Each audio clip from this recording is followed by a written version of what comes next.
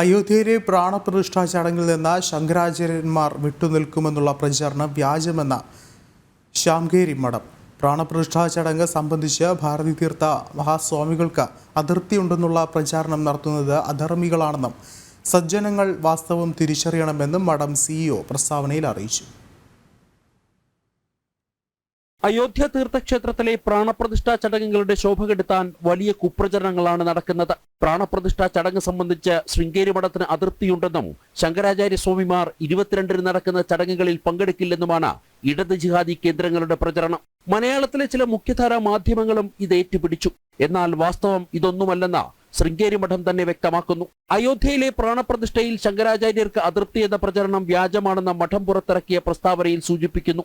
ഭാരതി തീർത്ഥസ്വാമികളുടെ ചിത്രം പോലും ദുരുപയോഗം ചെയ്തു.